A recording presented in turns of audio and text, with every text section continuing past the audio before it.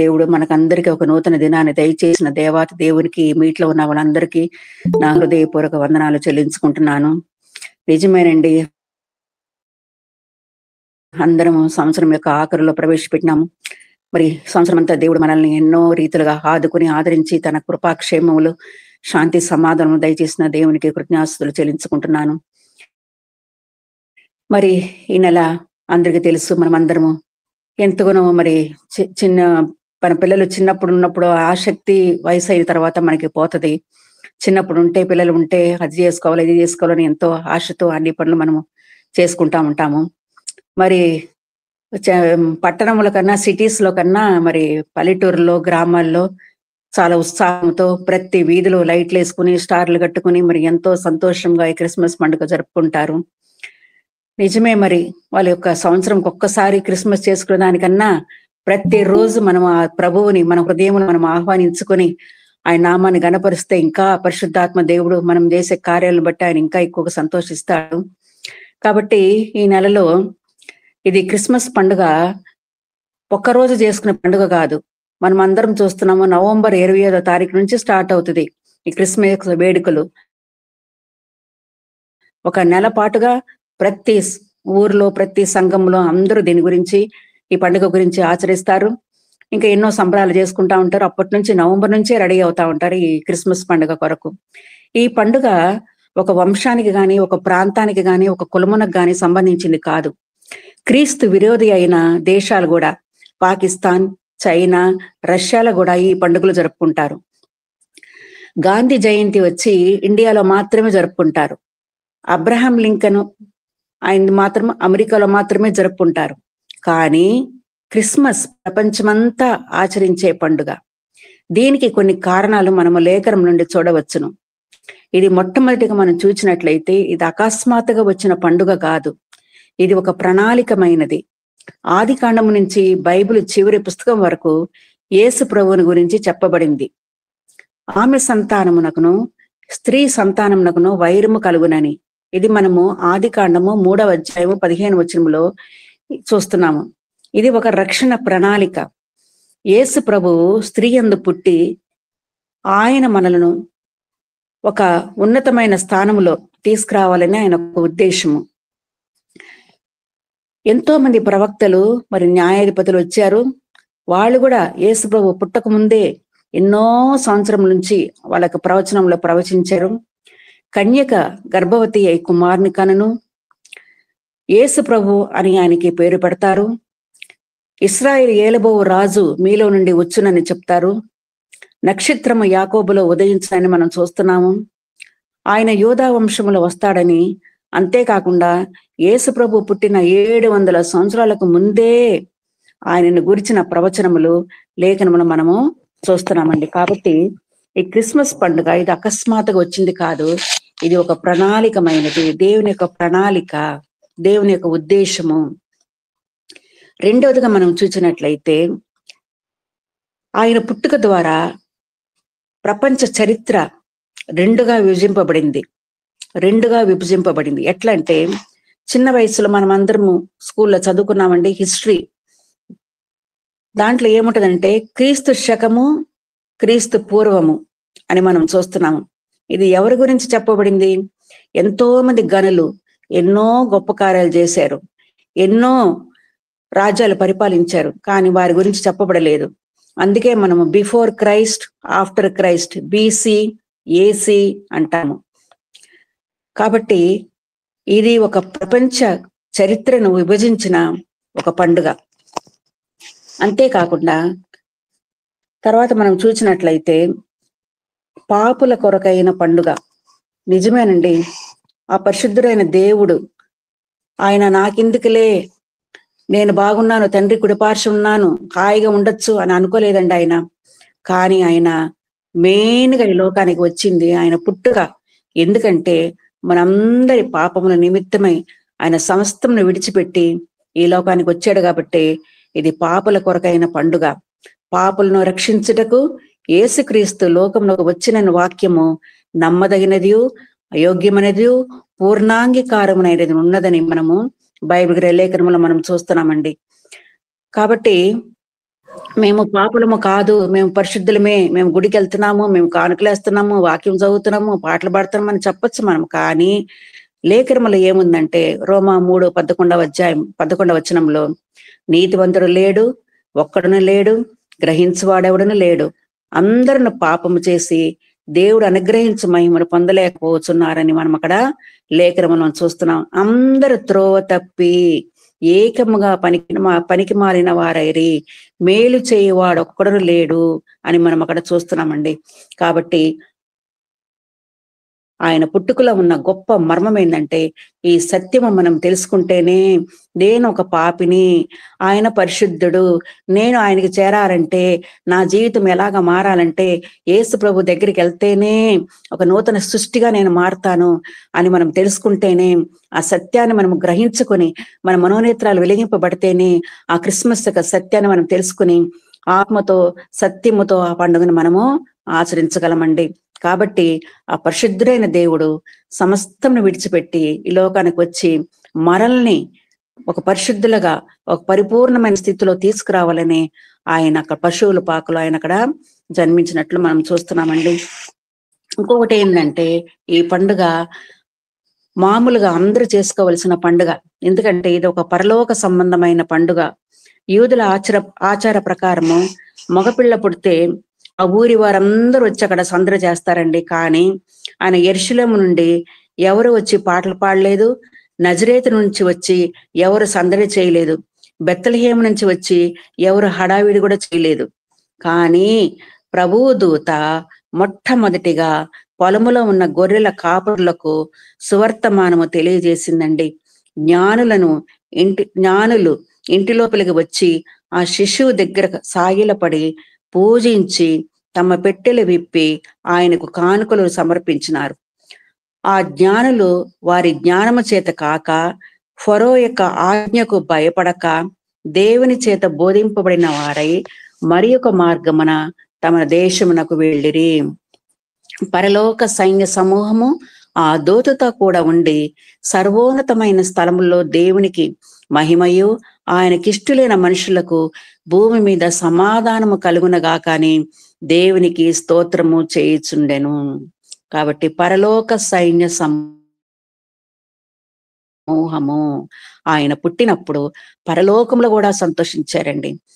ఆయన పశువుల పాకలు పుట్టినా కూడా, ఆ స్థలములో అక్కడ ఆయన ఉండినా కూడా, ఆయన జన్మ ఎంతో పేదరికమైన జన్మ అయినా కూడా పరలోక సైన్య సమూహము అక్కడ వాళ్ళు స్తుతిగానాలు చేసినట్లు మనం అక్కడ చూస్తున్నాము. కాబట్టి ఇది ఒక పరలోక సంబంధమైన ఒక పండుగ.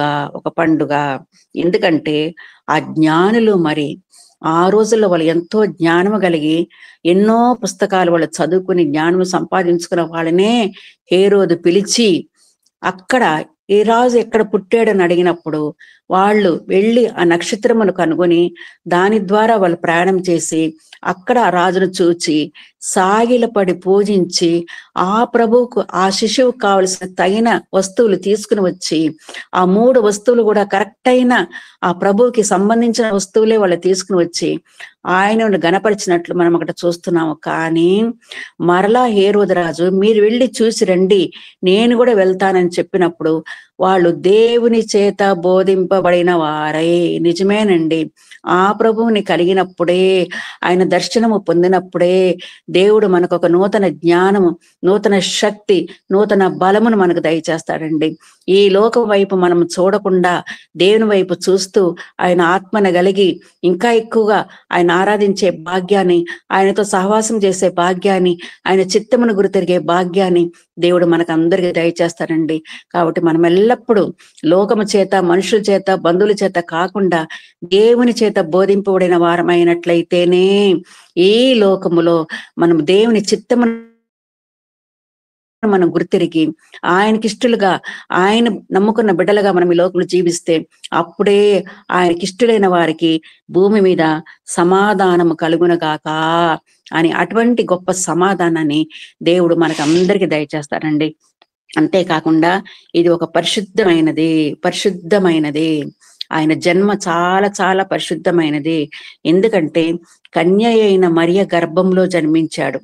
ఎందుకు ఇది పరిశుద్ధమైనదంటే, గబ్రియేలు దూత మరియ దగ్గరికి వచ్చి, దయాప్రాప్తురాలా నీకు శుభము అంటే వెంటనే ఆమె ఇచ్చిన సమాధానము, ఆమె పరిశుద్ధాత్మతో నింపబడినది కాబట్టే ఆమె సమాధానం ఏం చెప్పిందండి?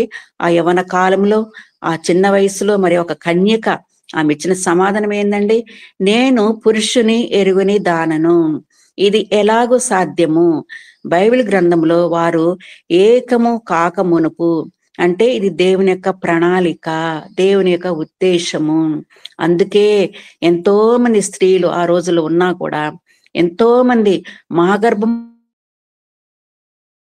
పుడతాడు మెస్సియా, మా గర్భంలో పుడతాడు మెస్సియా అని వాళ్ళు ఎదురు చూచినప్పుడు, దేవుడు మరి ఆమెను ఆ దీన మనస్సు, ఆ దీనత్వము, ఆ విధేయత కలిగిన స్త్రీ యొక్క గుణ లక్షణాలు దేవునికి తెలిసింది కాబట్టే దేవుడు మరి ఆ రోజుల్లో ఆమెను ఎన్నుకున్నాడు. కాబట్టి ఆమె పరిశుద్ధాత్మతో నింపబడింది కాబట్టి అంత దీనత్వముతో ఆమె అంత దూతకి ఆ సమాధానం చెప్పగలిగిందండి. నేను ఇది ఎలాగూ సాధ్యము, నేను పురుషుని ఎరగని దానను అని చెప్పినప్పుడే దేవుని యొక్క ప్రణాళిక ఆమె హృదయంలో నుంచి బయటపడింది కాబట్టే దేవుని యొక్క ఉద్దేశము నెరవేరింది ఆమె ద్వారా. అందుకే గలతీయులకు రాసిన పత్రిక 4వ అధ్యాయం 4వ వచనం మనం చూస్తున్నాము. కాలము పరిపూర్ణమైనప్పుడు దేవుడు తన కుమారుని పంపెను, ఆ స్త్రీ యందు పుట్టి మనము ఆయన పుత్రులము కావాలనని ధర్మశాస్త్రములకు లోబడి ఉన్న వారిని విమోచించుటకై ధర్మశాస్త్రమునకు లోబడిన వాడాయను. అందుకే మనమందరం అండి ఈ రోజు ఇలాగ ఉదయమున లేచి మనమందరము దేవుని నామాన్ని స్తుతించడానికి, గణపరచడానికి, అబ్బా అని మొరపెట్టడానికి ఆ గొప్ప ధన్యకరమైన జీవితము దేవుడు మనకి దయచేశాడండి. కాబట్టి ఇది ఒక పరిశుద్ధమైన ఒక పండుగ, పరిశుద్ధమైనది. మరియ పరిశుద్ధమైనది, ఆమె కుమారుని కూడా పరిశుద్ధాత్మ ద్వారా ఆమె గర్భము ధరించింది కాబట్టి పరిశుద్ధుడైన దేవుణ్ణి, ఒక ప్రభువుని మనకి ఆమె అనుగ్రహించిందండి.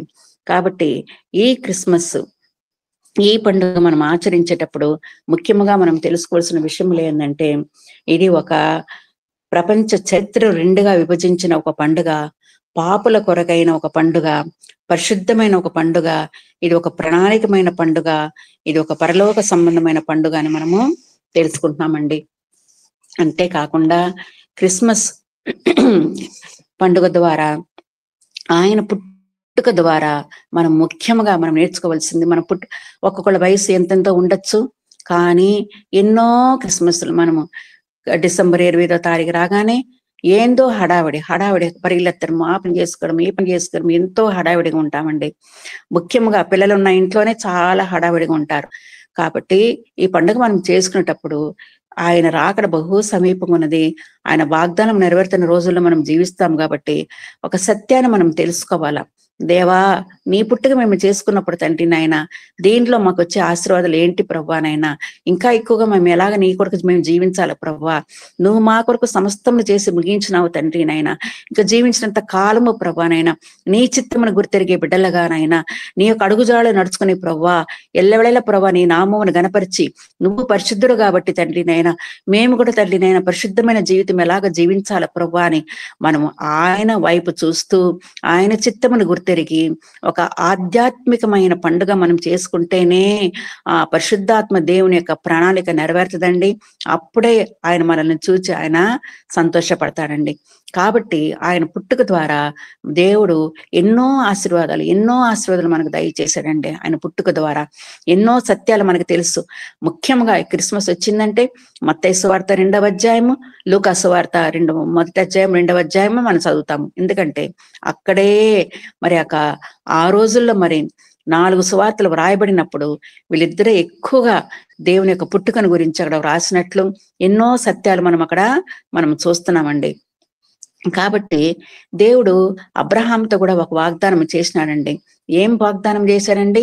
నీ సంతానము ఇసుక రేణువుల వలె విస్తరింపజేస్తానని ఆయన చెప్పాడండి. కాబట్టి ఆ సంతానము ఆయనతో కూడా ఉండాలని దేవుని యొక్క ప్రణాళిక, ఆయన యొక్క గొప్ప సంకల్పం అండి.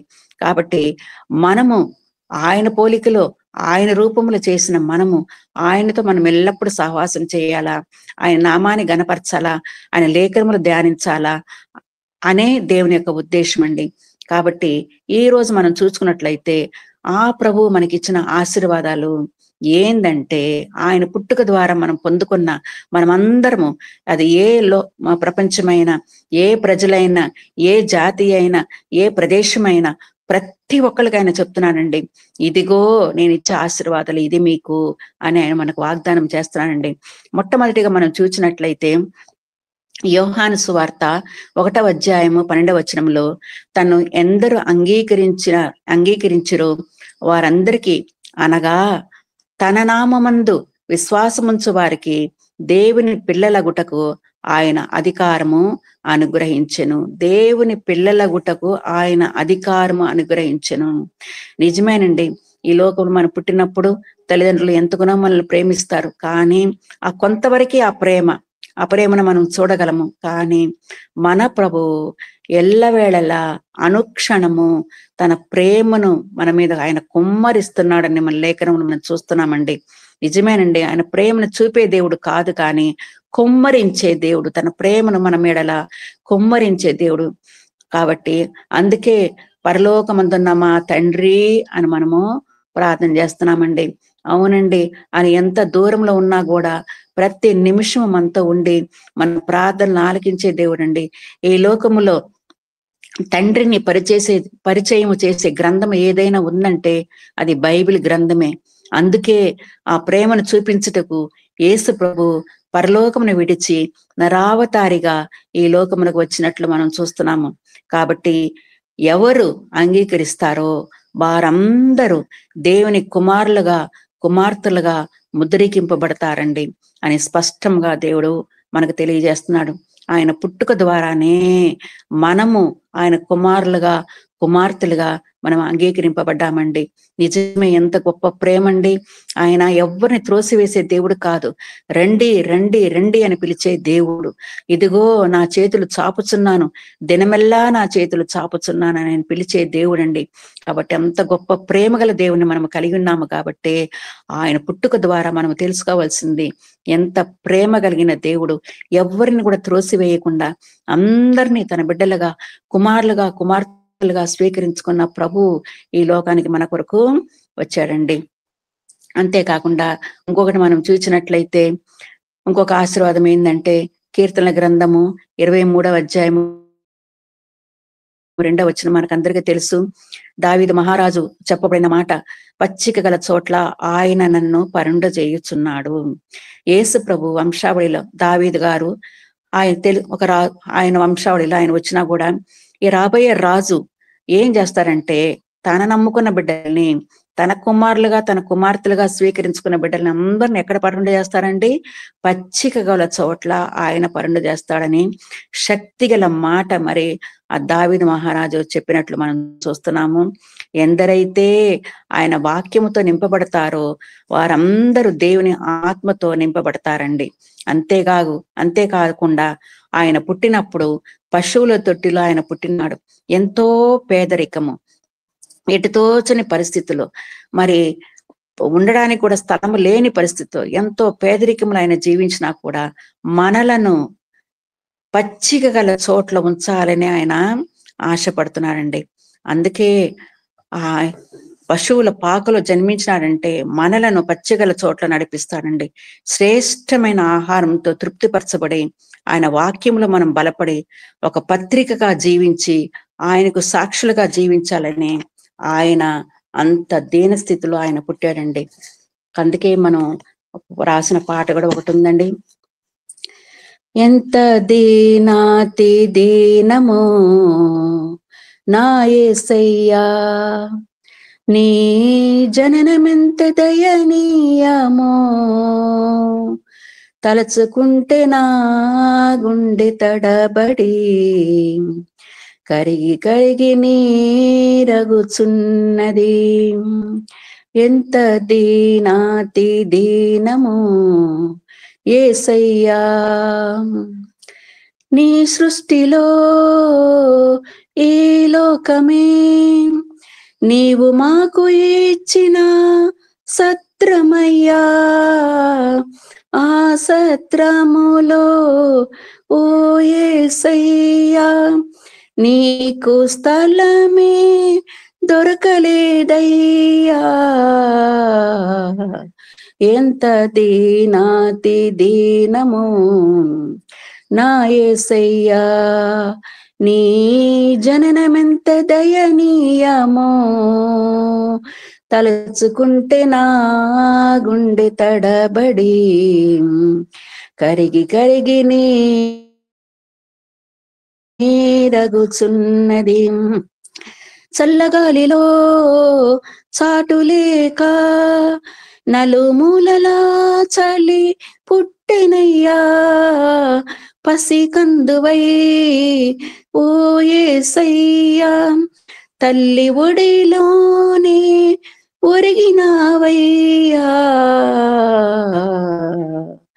ఎంత దీనాతి దీనము నా యేసయ్యా, నీ జననమెంత దయనీయమో, తలచుకుంటే నా గుండె తడబడి కరిగి కరిగి నీరగుచున్నది.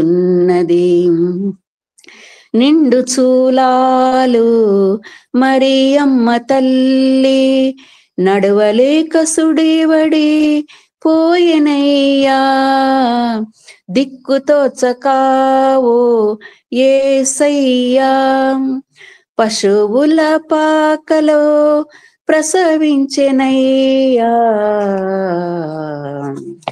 ఎంత దీనాతి దీనమో నా యేసయ్యా, నీ జననమెంత దయనీయమో,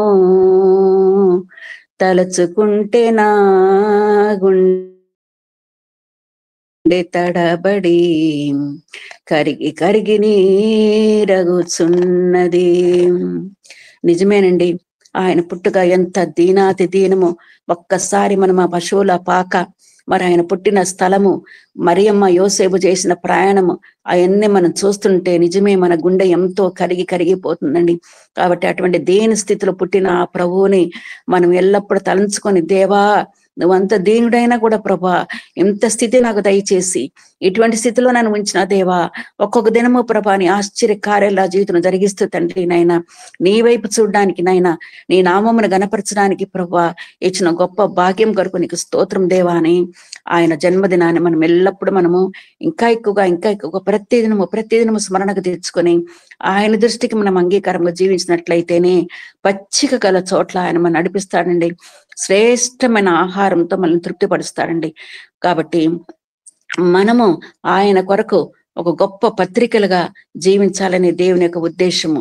ఎందుకంటే ఒక్కరు కూడా నశించిపోవటానికి ఇష్టం లేదు. తన ప్రణాళిక చొప్పున అందరూ ఆయన మనకు సిద్ధపరుస్తున్న రాజ్యంలో మనం చేరాలనే దేవుని యొక్క ఉద్దేశం అండి. ఇంకొక ఆశీర్వాదము ఆయన మనకి ఏం దయచేశాడంటే, మరి మరియ ప్రయాణములో అనేక సత్రములు, స్థలము లేనందున వాళ్ళ పశువుల తొట్టిలో ఆయన ఈ లోకంలో స్థలము లేదు, కానీ పరలోకంలో ఒక సింహాసనం మీద కూర్చుండే అధికారాన్ని మరి దేవాతి దేవుడు మరి ప్రభువుకు దయచేశాడండి. ఇక్కడ స్థలం లేకపోయినా కూడా ఆయన మనకందరికి చెప్తున్నాడు, నా తండ్రి ఇంట అనేక నివాసములు కలవు, నేను వచ్చి మరలా నా ఎద్దుకు ఉండుటకు మిమ్ములను తీసుకుని వెళ్తానని చెప్తున్నానండి. సత్రంలో స్థలము లేకపోయినా కూడా మనకు పరలోక రాజ్యంలో స్థలము ఉందని చెప్పడానికి ఆయన ఈ లోకంలోనికి వచ్చారండి. కాబట్టి ఆయన ఎన్నో స్థలాలు ఆయన తిరిగినా కూడా గలిలయ, సమరయ, నజరేతు, యెరూషలేములో ఎన్నో స్థలాలు ప్రయాణం చేసినప్పుడు కూడా పరలోక రాజ్యం ఆయన ఇచ్చిన ఉపమానములు, ఆయన తన శిష్యులకు బోధించిన మాట ఏంటంటే పరలోక రాజ్యము సమీపించి ఉన్నదని ఎన్నో సార్లు ఆయన చెప్పారండి. కాబట్టి ఈ లోకము, మీరుండే లోకం ఇది శాశ్వతమైనది కాదు, ఇది అశాశ్వతమైనది, శాశ్వతమైన నిత్య రాజ్యం ఉందని మనకు ఆయన తెలియజేయటకు ఆయన లోకంలో ఆయన జన్మించాడండి. కాబట్టి ఆయన ఇచ్చిన గొప్ప ఆశీర్వాదం ఏంటంటే, నేనుండు స్థలమునకు మిమ్మల్ని నేను తీసుకెళ్తానని ఆయన ఈ లోకములను జన్మించి మన కొరకు ఒక శ్రేష్టమైన రాజ్యాన్ని సిద్ధపరచడానికి ఆయన ఈ లోకంలో ఆయన జన్మించాడండి. అంతేకాకుండా ఇంకొక ఆశీర్వాదం ఏంటంటే యోహాను సువార్త 1వ అధ్యాయము 9వ వచనము. యోహాను సువార్త 1వ అధ్యాయము 9వ వచనంలో నిజమైన వెలుగుండెను, అది లోకములోనికి వచ్చుచు ప్రతి మనుష్యుని వెలిగించుచున్నది. నిజమైన వెలుగు, నేను లోకమునకు వెలుగై ఉన్నానని ఆ ప్రభు ఎందుకు చెప్పాడంటే, యేసు ప్రభు జన్మించినప్పుడు అది రాత్రి కాలము, కటికమైన చీకటి. ఆయన అటువంటి పరిస్థితిలో జన్మించినాడు. ఆయన ఇచ్చిన ఒక బలమైన స్టేట్మెంట్ ఏంటంటే, నేను లోకమునకు వెలుగై ఉన్నాను. నేను చీకటిలో జన్మించినా కూడా మనలని, తన నమ్ముకున్న బిడ్డల్ని, తన కుమార్తెలుగా స్వీకరించుకున్న బిడ్డల్ని, మనల్ని ఒక వెలుగులోనికి తీసుకుని రావాలని ఆయన ఒక సంకల్పము. చీకటిలో, పాపములో, శాపములో మునిగిపోతున్న ప్రతి మానవుడు నరకాగ్నిలో పోకుండా ఆ ఎన్ని పరిస్థితులైనా కూడా వాటినన్నిటి నుంచి తప్పించి ఆయన ఒక శ్రేష్టమైన వెలుగులోనికి తీసుకురావాలనే ఆ ప్రభు యొక్క ప్రణాళిక. మనకందరికీ వెలుగులోనికి తీసుకుని రావాలనే ఆయనకు ఉద్దేశము. ఆత్మీయ వెలుగులో వెలిగింపబడిన ఒక గొప్ప మార్గదర్శకుడు యేసు ప్రభు అని గాంధీ మహాత్ముడు చెప్పాడండి. మరి గాంధీ మహాత్ముడు కూడా యేసు ప్రభు యొక్క బోధలు విని ఆయన ఎన్నో స్థలాల్లో కూడా ఆ ప్రభువుని గురించి ప్రకటించినట్లు మనము చూస్తున్నామండి. ఆయన రాజ్యం కొరకు పోరాడినా కూడా, దేశం కొరకు పోరాడినా కూడా ఆయన యేసు ప్రభువుని తెలుసుకొని ఆయన లోకరక్షకుడు, ఆయనే మనకు వెలిగిచ్చాడని ఆయన బోధలు కూడా మనము చూస్తున్నామండి. కాబట్టి మానవ హృదయంలోనికి చీకటిని తొలగద్రోలుటకు ఆయన మన కొరకు ఈ లోకంలో జన్మించినాడండి. కాబట్టి అటువంటి గొప్ప ప్రణాళిక ద్వారా దేవుడు ఆ ప్రభువుని మరి మనకి అనుగ్రహించాడండి. ఆయన పుట్టుక ద్వారా ఆయన మనకిచ్చిన గొప్ప ఆశీర్వాదం ఏంటంటే, ఆయన అటువంటి స్థితిలో ఆయన పుట్టినా కూడా అంత పేదరికములో, అంత చీకటి ప్రదేశంలో, అంత ఎటుదోచిన పరిస్థితుల్లో ఆయన జన్మించినా కూడా మనకందరికీ చీకటిలో ఉన్న మన బ్రతుకులను మనం నశించిపోకుండా ఒక గొప్ప వెలుగు స్థితిలో తీసుకురావాలని ఆ ప్రభు యొక్క ప్రణాళిక అండి. అంతేకాకుండా ఇంకొక ఆశీర్వాదం ఆయన మనకి ఏమి ఇచ్చారంటే, పొత్తి గుడ్డలతో, పాత గుడ్డలతో చుట్టబడి అని మనము లేఖనములో మనం చూస్తున్నామండి. నిజమేనండి. మరి అక్కడ బిడ్డ పుట్టినప్పుడు మరి ముఖ్యంగా మనకందరికీ కుటుంబాల్లో దేవుడు మనకి బిడ్డలను అనుగ్రహించాడు. మొట్టమొదటిగా బిడ్డలు పుట్టినప్పుడు హాస్పిటల్లోనే వాళ్ళకు మంచి గుడ్డలు వేయరండి. ఒక పొత్తి గుడ్డలతో, ఒక మామూలైన గుడ్డలతో బిడ్డను చుట్టి, అంటే ఒక వేడిగా ఉండాల బిడ్డ, చలి తగలకూడదు అని ఎంతో జాగ్రత్తగా మరి నర్సులు, డాక్టర్లు ఆ బిడ్డని చుట్టి ఆ తల్లికి అప్పగిస్తారండి. ఎందుకు ఆ ప్రభు మరి ఆ పరిస్థితి అనుభవించారంటే, మనకందరికీ ఆ పొత్తిగుడ్డలతో చుట్టబడిన ఆ శిశువును మనము చూస్తున్నామండి. ఆ పశువుల తొట్టిలో పరుండి ఉన్న ఆ శిశువు అండి.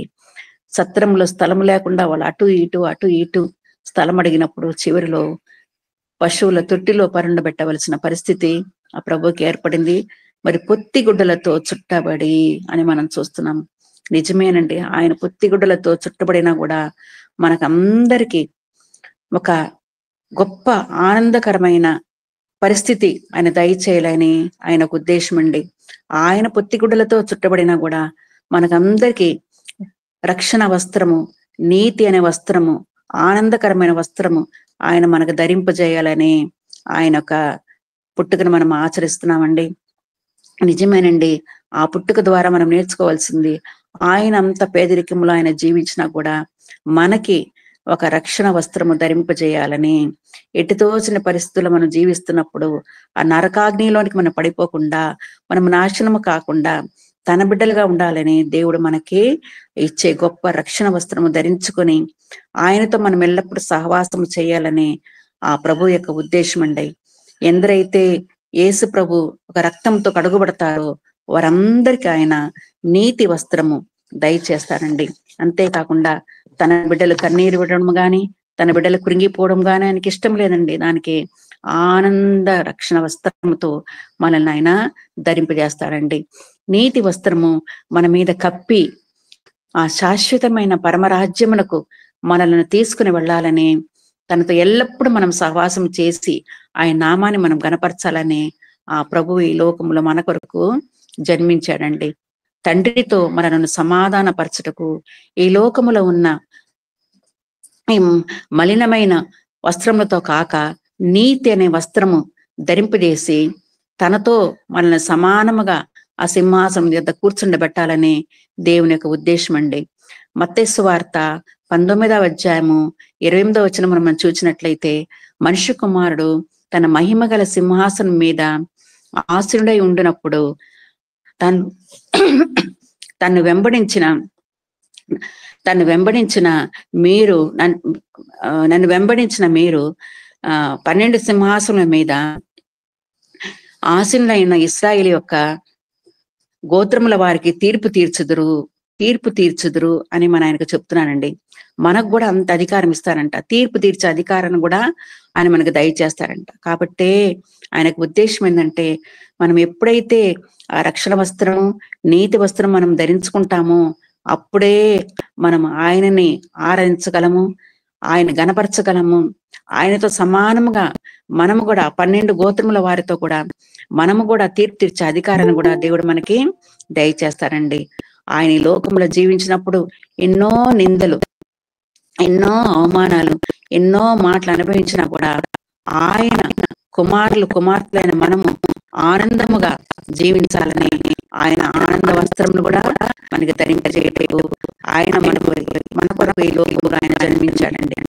మనం ఈ లోకంలో ఎన్నో పరిస్థితులతో, దుఃఖంతో, బాధతో కృంగి ఉన్నప్పుడు ఎల్లప్పుడూ పౌలు గారు చెప్పినట్లు మనం కూడా ఎల్లప్పుడూ ప్రభువునందు ఆనందించి మరలా ఆనందించడం మనం కూడా ఆనంద వస్త్రాన్ని మనం ధరించుకొని ఎల్లప్పుడూ ఆయనలో మనం సంతోషించినట్లయితేనే, ఆయన వైపు చూచినట్లయితేనే అప్పుడే ఆ ప్రభువు, అయ్యో నేను ఈ లోకానికి వచ్చింది దుఃఖపడ్డానికి కాదు, నాకు ఒక జనాంగం ఉంది, నన్ను గణపరిచే జనాంగం ఉంది, నన్ను ప్రేమించే జనాంగం ఉంది, నన్ను ఆరాధించే ఒక మనుషులు ఉన్నారని ఆ ప్రభు మనల్ని చూసి ఆయన సంతోషపడతాడండి.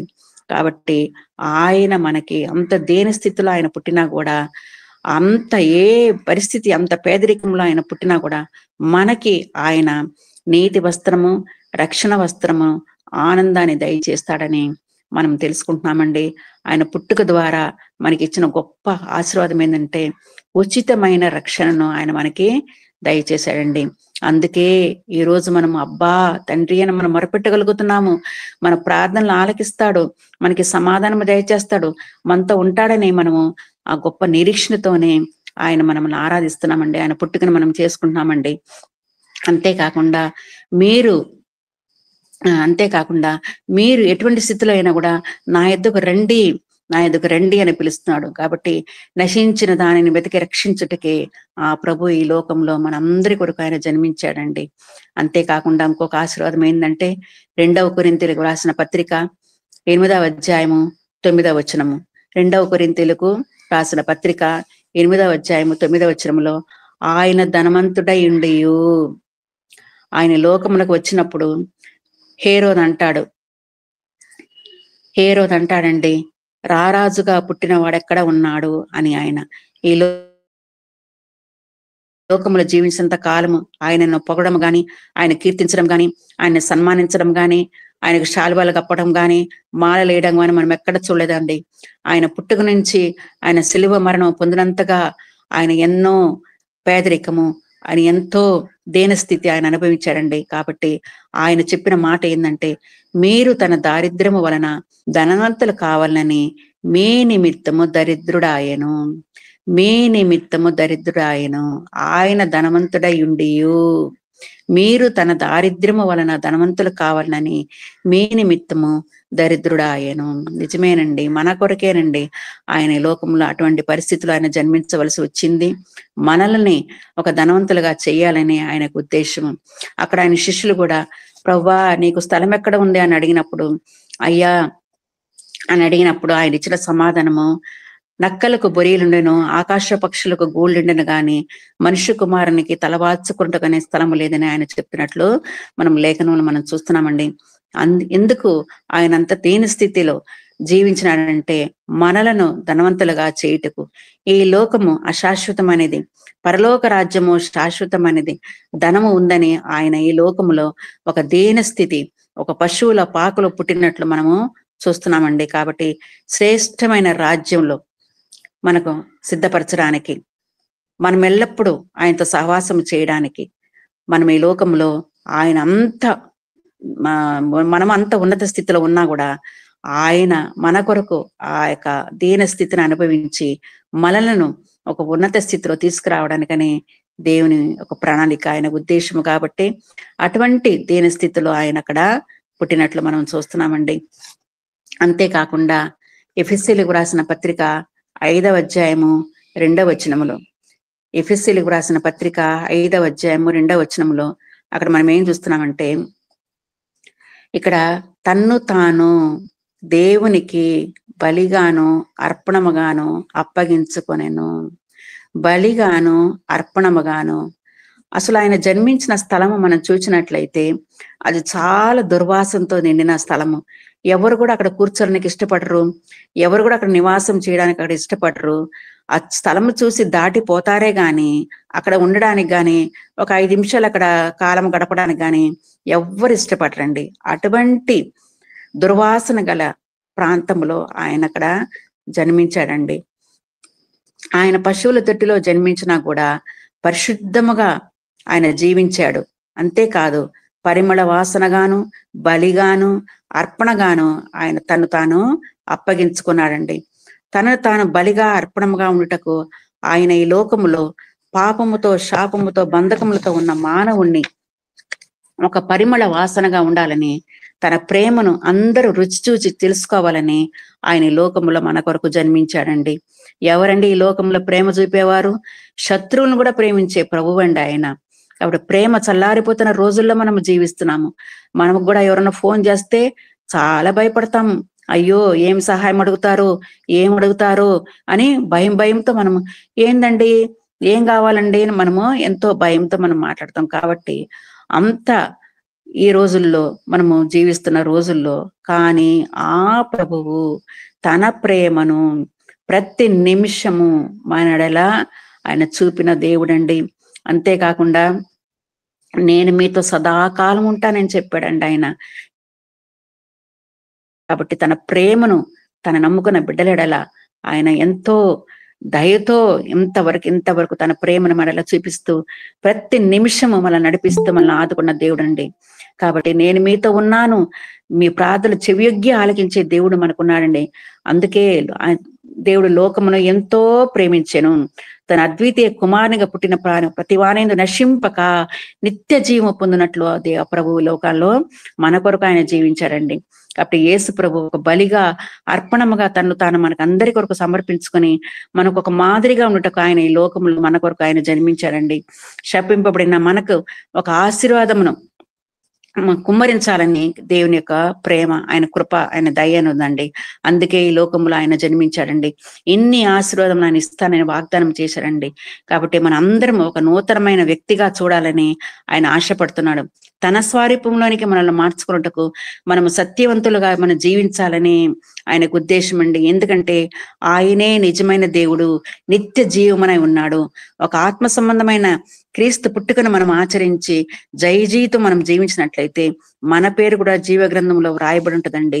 అందుకే ప్రకటన గ్రంథం మనం చూస్తున్నాము, జీవ గ్రంథంలోని అతని పేరు ఎంత మాత్రం తుడిపి పెట్టక నా తండ్రి ఎదుటను ఆయన దూతల ఎదుటను అతని పేరు ఒప్పుకొందును అని ప్రభువు చెప్తున్నానండి. కాబట్టి ఆయన లోకంలో జన్మించి మనము ఎన్నో, ఆయన ఎంత దీన పరిస్థితి ఆయన అనుభవించాడో మనల్ని ఒక గొప్ప ఆశీర్వాదకరమైన ధన్యకరమైన జీవితం మనం జీవించాలని ఆయన ఒక ప్రణాళిక అండి.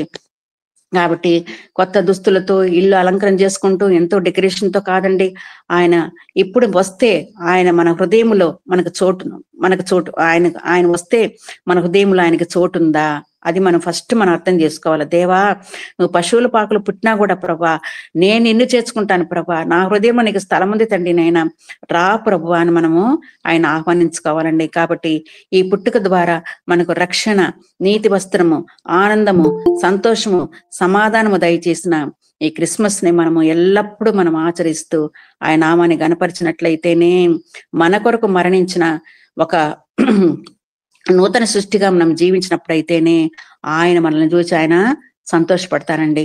అటువంటి గొప్ప భాగ్యాన్ని ఆ పరిశుద్ధాత్మ దేవుడు ఆయన పుట్టుక ద్వారా ఇన్ని ఆశీర్వాదాలు మనకు దయచేసిన ఆ దేవుని మనం ఎల్లప్పుడూ గనపరుస్తూ, ఇంకా ఎక్కువగా ఆయనకు సమీపంగా జీవిస్తూ, ఒక ఆధ్యాత్మికమైన పండుగగా, ఒక ఆత్మీయ పండుగ మనం చేసుకుని ఆయన నామాన్ని గనపరుస్తూ, ఇంకా ఎక్కువగా అనేకులకు దేవుని సువార్తను ప్రకటిస్తూ, దేవుని దృష్టిని అంగీకారముగా మనం జీవించినట్లయితే, ఆయన నామాన్ని మనం గనపరిచినట్లయితే, అప్పుడే మనం చేసుకున్న పండుగను చూసి ఆయన సంతోషించి ఒక నూతన దీవెనలు, నూతన ఆశీర్వాదాలు మనకు ఆయన దయచేస్తారండి. కాబట్టి మనం ఎల్లప్పుడూ ఆయన పుట్టుకను మనం జ్ఞాపకం చేసుకుని, సిలువ మరణము పొందినంతగా ఆయన పడిన వేదనలు మనం జ్ఞాపకం చేసుకుని, ప్రభువా నా కొరకు ఈ లోకానికి వచ్చావు ప్రభా, నువ్వు చేసిన కార్యాలు చాలా గొప్పవి తండ్రి, నేను నీకేం చేయాలా ప్రభా, ఎలాగ నీ కొరకు నేను జీవించాలా ప్రభా అని మనము ఆయన నామాన్ని మనం గనపరిచినట్లయితేనే అది ఒక గొప్ప క్రిస్మస్ పండుగ మనం ఆచరించినట్లు అవుతుందండి.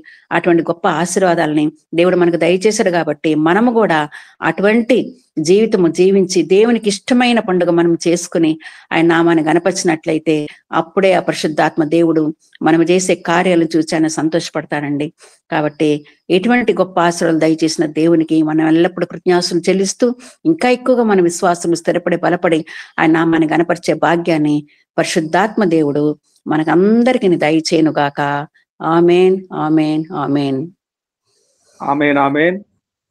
మన కొరకొక్క శిశువు పుట్టేను, మన కొరకొక్క శిశువు పుట్టేను, ధరను మన దోషముల పోగొట్టేను, ధరను మన దోషముల పోగొట్టేను. మన కొరకు పుట్టిన శిశువు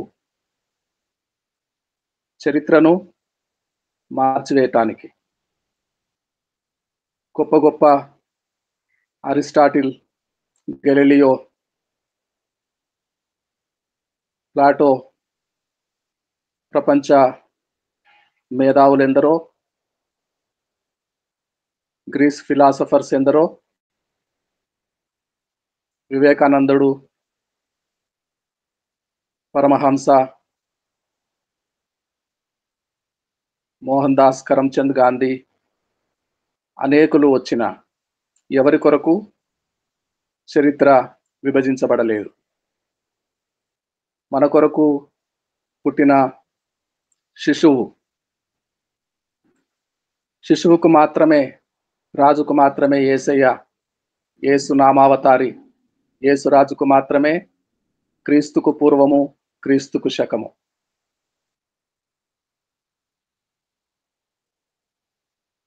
చరిత్రను తిరగరాసిన దినముగా మన కొరకు పుట్టిన రాజు, మన కొరకు ధరను మన దోషములను పోగొట్టడానికి సిలువనెక్కిన మరణించిన రాజు,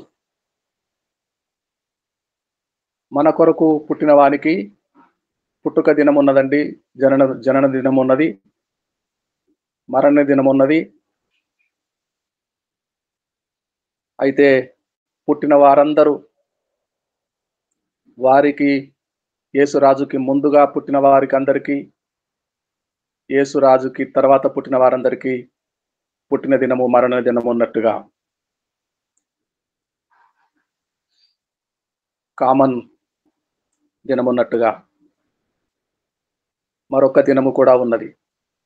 పునరుత్థానుడైన, మృతిని గెలిచిన దినమున్నది. త్వరలో ఆ విశేషమైన దినము మనము అనుభవించబోతున్నాము. పునరుత్థాన దినపు పండుగ, యేసు తిరుగ లేచిన పండుగ ఆచరించబోతున్నాము. జనన దినమున్నది, మరణ దినమున్నది. మూడవ నాడు తిరిగి లేచి మరణమును జయించి మరణము ఓడించిన దినమున్నది, పునరుత్థాన దినమున్నది. అంత మాత్రమే కాదు, మన రాజుకు వివాహ మహోత్సవము జరగబోతున్నది. వివాహ మహోత్సవము, వెడ్డింగ్ డే కూడా ఉన్నది, మ్యారేజ్ డే ఉన్నది. తనకు ప్రియమైన కన్యక సంఘ వధువుతో పెళ్లాడబోతున్నాడు మన రాజు. ఆ దినము కూడా సమీపంగా ఉన్నది. ఆ దినము కూడా అత్యంత త్వరితముగా సంభవించనై ఉన్నది. రెండవ రాకడ వస్తానన్నవాడు నిశ్చయముగా వచ్చి తీరును.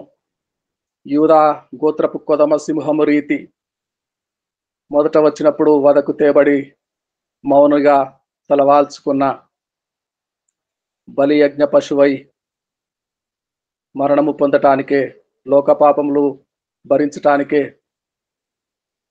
మొదట వచ్చిన రాజు ఈసారి వస్తాడు.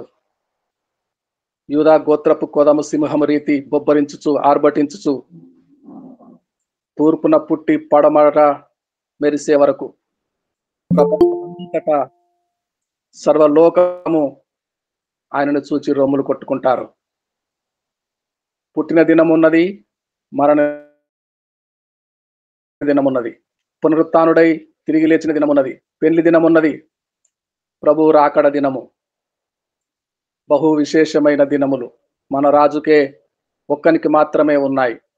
దేవునికి స్తోత్రం కలుగును గాక.